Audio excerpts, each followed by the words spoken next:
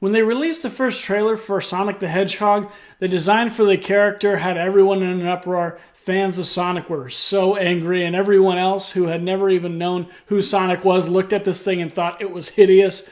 So they pulled it, they redesigned it, dropped the movie a couple months later, and this is what we got.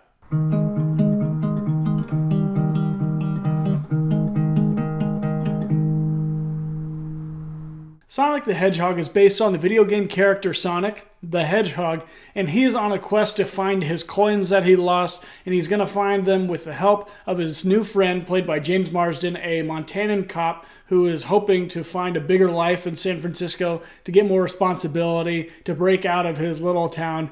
And then they're also being chased by Jim Carrey, who plays Dr. Robotnik. Now, my background with Sonic the Hedgehog is pretty much limited to Super Smash Bros. I don't really play many video games, so I haven't really come across this character that much. But it was very clear when this movie started that this character is very near and dear to people's hearts. There weren't a ton of people in my Thursday night showing when I went to go see this movie, but when the movie started, at least 5 of them were clapping and like hooting and howling for this movie, and that really caught me off guard.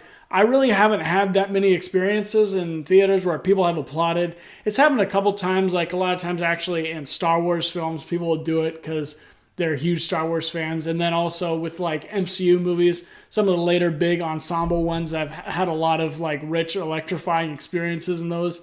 And actually the last time I watched 1917 in theaters, or the first time I watched it, at the end of that film, people were applauding because they loved the movie so much. They thought they did a good job with it. That was really cool, but I really didn't expect that kind of reaction in Sonic the Hedgehog with the crowd that I was in. Now, to put all that stuff aside, the character design, people's feelings about Sonic, the story of this movie is extremely simple, and it's to its own detriment. Now, I'm not saying simple movies are necessarily bad by themselves. I actually like simple movies a lot. I think that it's fun when you get all the crap out of there and you just focus on some characters, but this movie goes for like the safe kind of simple. This movie definitely caters to younger audiences, kind of between the ages of 5 and 10, where the jokes are very stupid, the characters are very simple, and the plot is extremely simple. And despite the plot being simple, there are actually a lot of plot holes in the movie. There are a lot of story elements in this movie that are just conveniently placed in there, or there are things that you think they should easily be able to get over that by doing this,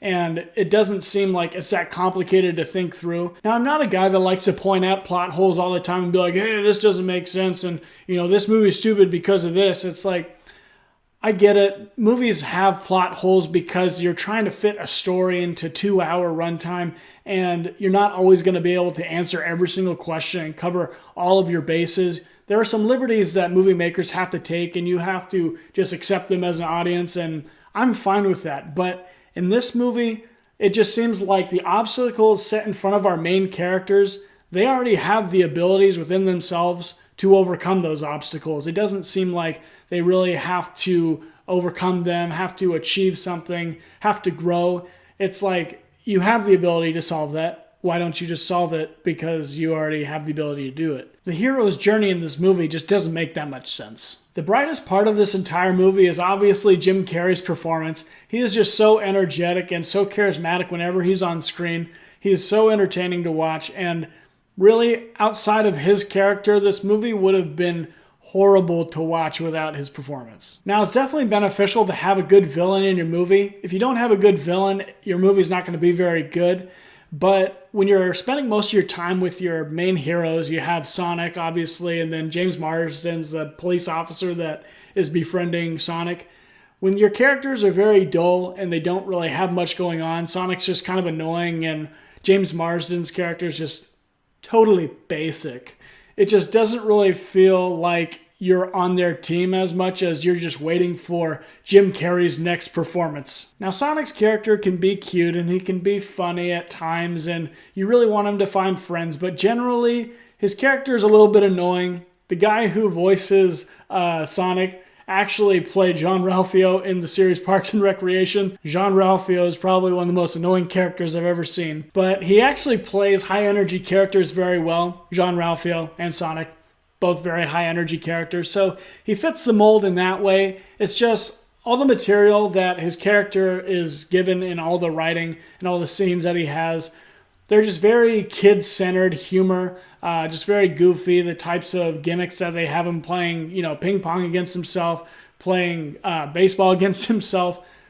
They're funny little gags, but they're very simple, very dumb. Now, if you have kids and they're wanting to go see Sonic, I'd say, yeah, go take them to see Sonic. I think you guys will have a good time. Jim Carrey is funny, and he'll get you through the experience, parents out there. But generally for me, I'm a married guy. I don't have any kids, and I like to watch movies, and I actually don't mind kids' movies. I find a lot of kids' movies very good, very entertaining. I watch them because they're easy to digest. But this one just kind of felt really flat for me. I don't think that I'm ever going to watch it again, and I like Jim Carrey's performance. He's the best part, but other than that, this movie just doesn't have that many redeemable qualities inside of it. By the end of it, I was slightly amused, but I was really just thinking, I could have been at home this whole time. And that's why I'm going to say Sonic the Hedgehog is a waste of time. Everyone in this room is now dumber for having listened to it. Thank you guys for stopping by and watching my review of Sonic the Hedgehog. If you wouldn't mind please pressing the like button, I would appreciate it. Also press the subscribe button and the notification bell down below. You'll be notified of my new content. And then you can also follow me on Instagram. My handle is @JaredGilster. And if you don't have a YouTube account, that's a very good way of knowing when I release my latest reviews, my latest videos. So you can follow me there. But until next time, I'll see you guys later.